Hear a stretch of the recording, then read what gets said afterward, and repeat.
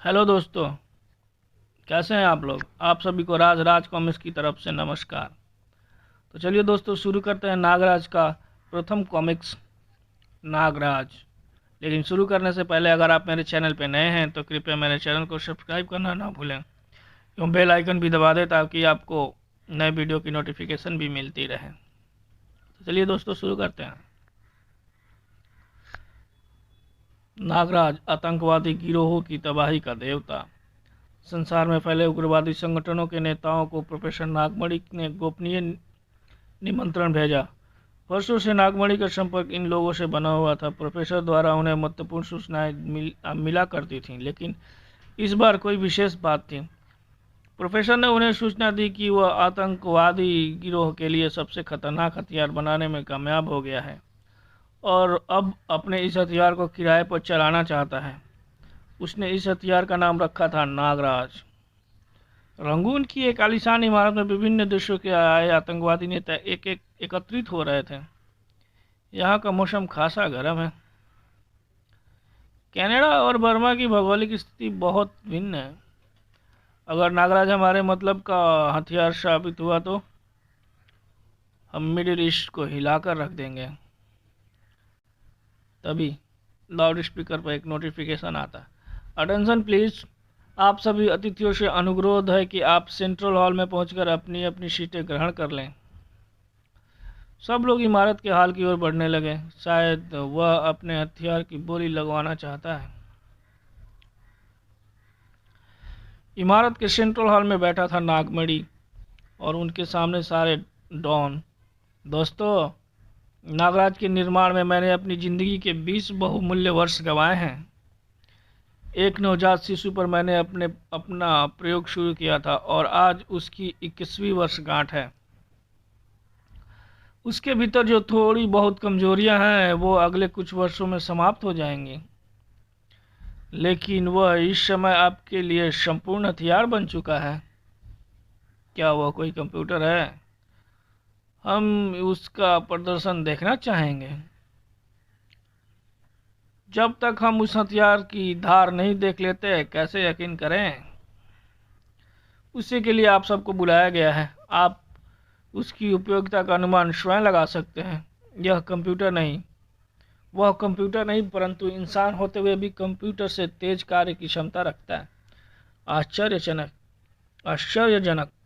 एक इंसान कंप्यूटर को मात कर जाए। हो सकता है यह गप हो। नागराज अभी अभी सामने के मंच पर प्रकट होगा, जहां आप उसकी क्षमताओं और ताकत का प्रदर्शन देखेंगे। नागराज मंच पर प्रकट हो गया। सभी मेहमानों को नागराज का अभिनंदन, अभिवादन। आप लोग दुनिया में खतरनाक आतंकवादी संगठनों के सरदार हैं। आप सभी किसी न किसी फन में महारत हासिल किए हुए हैं। आप में से 4 ऐसे व्यक्ति मंच पर आ जाएं जिनका निशाना अचूक हो। हाल में 4 व्यक्ति उठकर मंच पर आ गए। सबसे पहले आप लोग अपना परिचय दें। वे अपना परिचय देने लगे। मुझे जॉनी कहते हैं। मैं टेक्सास का सबसे खतरनाक गनमैन हूँ, जिसकी कोई भी गोली आज तक खाली नहीं गई। मुझे यूसुफ बिन अली खान कहते हैं। मिडिल ईस्ट में मुझे मौत का सौदागर कहा जाता है। अगर आप कहें कि उड़ती चिड़िया की आंख पर गोली मारनी है तो गोली आंख पर ही लगेगी। मैं डॉन हूँ, यूरोप का सबसे खतरनाक गन मास्टर। मैं ही हुड। पश्चिम जर्मनी में मुझे निशाने का रॉबिन हुड कहा जाता है। आप लोग शपथ लें कि अपनी गोली से नागराज को खत्म करके नीचे उतरेंगे। हम सब कसम खाते हैं। मैं इस घड़ी में अलार्म भर रहा हूँ। 1 मिनट के अंदर अंदर अलार्म बजेगा और अलार्म बजते ही आप अपनी गन निकालकर नागराज पर फायर कर सकते हैं। 1 मिनट बाद ट्रिन ट्रिन ट्रिन ट्रिन। आह, उफ, हाय। क्या हुआ? उन्हें क्या हो गया? अरे सांप! उनकी कलाइयों पर मैंने सांप देखे, लेकिन सांप अब है कहाँ? क्या चारों मारे गए? नागराज, इन्हें जीवन दान दो।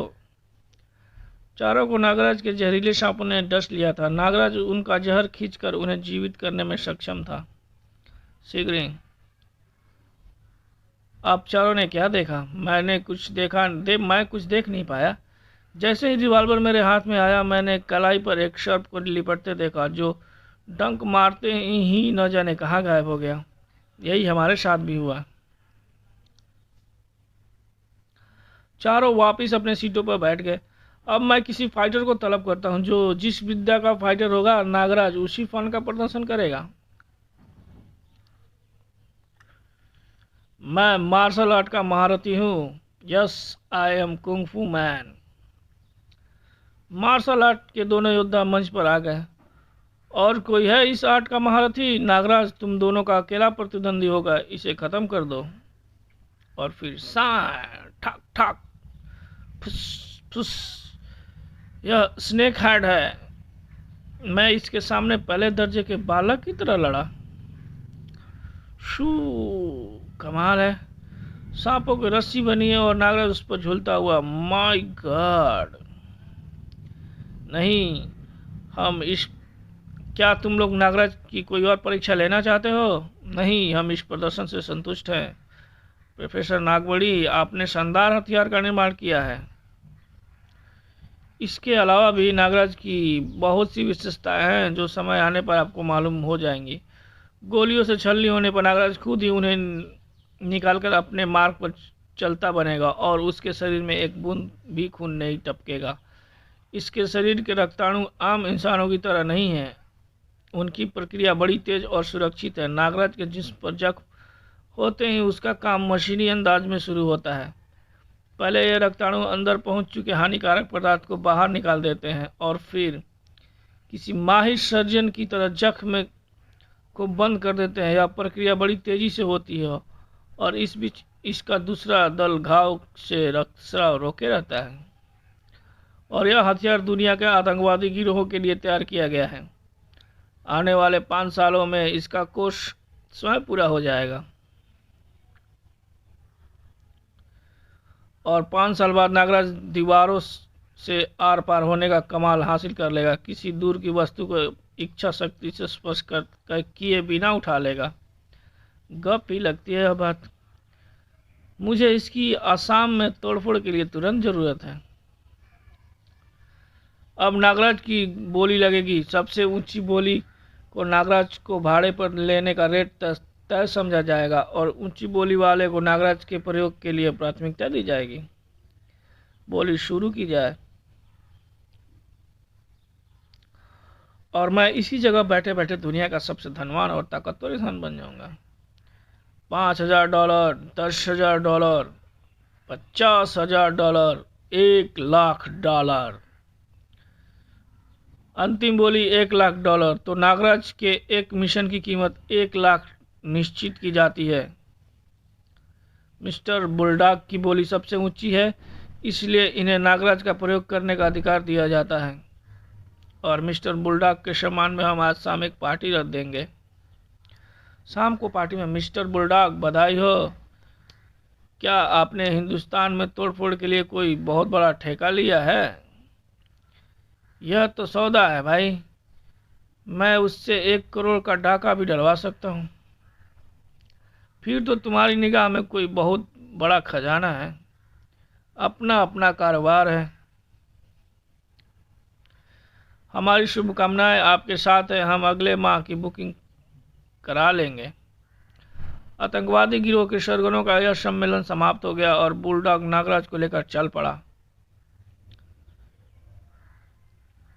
दोनों हेलीकॉप्टर में सवार हो गए। नागराज, तुम्हें कबीलों वालों के मंदिर से एक प्राचीन मूर्ति चोरी करनी है। वह मूर्ति बहुत प्राचीन है।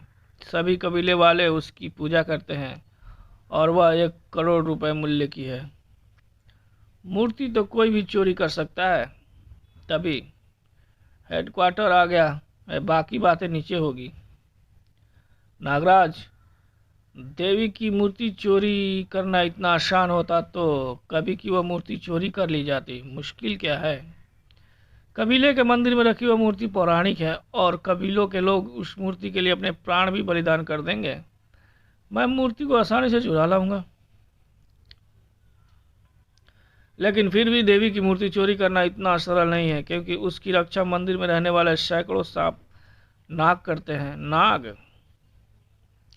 नाग वैसे तो किसी को कुछ नहीं कहते, लेकिन जब कोई मंदिर में बुरी नीयत से जाता है तो उसे डस लेते हैं। यह तो बहुत विचित्र मामला है। हमारे 5 आदमी मारे जा चुके हैं। मैं मूर्ति चुरा लाऊंगा। उस मूर्ति की सुरक्षा का क्या प्रबंध है? उस मूर्ति की सुरक्षा एक सन्यासी भी करता है। लोग उसे महात्मा गोरखनाथ के नाम से पुकारते हैं।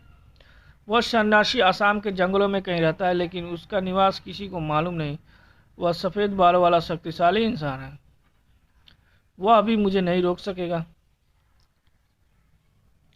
वह एक चमत्कारी इंसान है। लोग कहते हैं उसकी आयु 200 वर्ष है। सभी कबीले वाले उसकी बात मानते हैं। मैं उसका भी खेल खत्म कर दूंगा। नागराज ने मिशन पर रवाना होने से पूर्व तैयारी कर ली। क्या तुम किसी को साथ ले जाना चाहोगे? नहीं, बस राका मुझे जंगल की सीमा तक छोड़ देगा। मैं तुम्हें पुल के पास छोड़ दूंगा। वापसी में जीप वहीं मिल जाएगी। पुल पार करके नागराज बस्ती में पहुंचा। बस्ती में इंसानों का पहरा भी है, इसे गुजर जाने दो। जागते रहो। मंदिर के पार्श्व भाग में बड़ी खतरनाक पहाड़ी पर खड़ी है इसकी पिछली दीवार। नागराज खुरदरी दीवार पर आसानी से चढ़ गया और फिर शीघ्र ही वो मंदिर के गुंबद पे खड़ा था। नागराज नागरस्सी का प्रयोग करता है और वो गुंबद से नागरस्सी के सहारे नीचे उतरता है। अब चलूँ नीचे। मंदिर के अंदरूनी प्रांगण में नीचे पहुंचने पर बाहर के कपाट बंद है और मैं अंदर आ गया हूँ।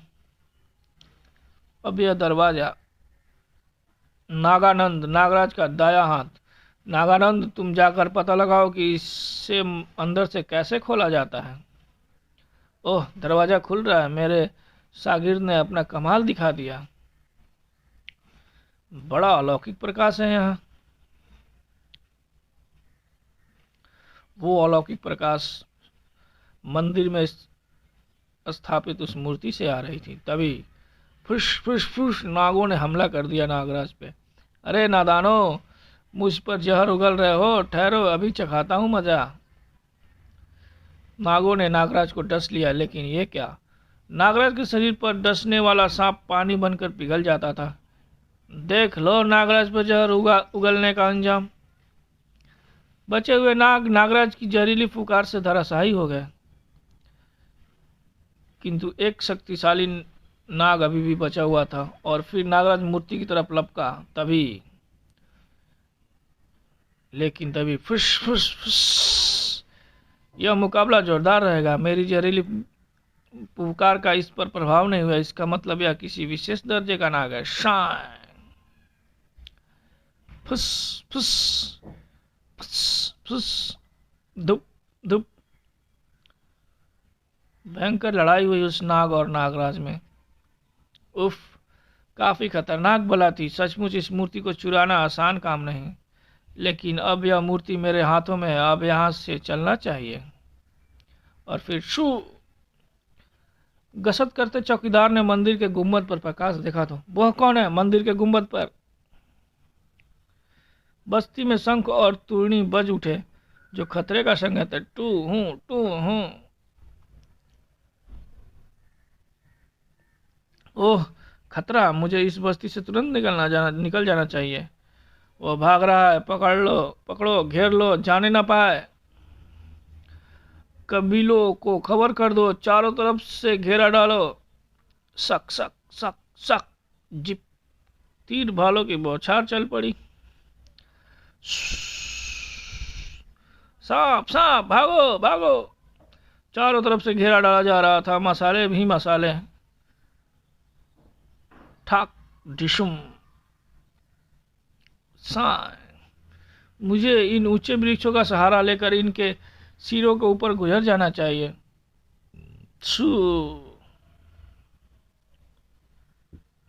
और देखते देखते नागराज गायब हो गया। अरे, कहाँ गया? वो देखो, उस पहाड़ी पर है। कमबख्त, पहाड़ी पर चढ़ रहे हैं। क्यों ना इन पर बड़े पत्थरों को इन पर लुढ़का दूं। गरड़ गरड़ गरड़। अब इन तीर भालों से कुछ नहीं होने वाला। शीघ्र ही नागराज पुल पर पहुंच गया और वहां जीप खड़ी थी। वह जीप में सवार हो गया। आगे बढ़ने पर ओह, सड़क पर पेड़ गिरा पड़ा है, गाड़ी आगे नहीं निकल सकती। इस पेड़ को सड़क से हटा दूं, ऐसे ऐसे पेड़ों को तो मैं उखाड़ कर फेंक सकता हूँ। पूरी ताकत लगाने के बाद भी पेड़ टस से मस नहीं हो रहा। कोशिश करो, शायद तुम इसे हटाने में सफल हो जाओ।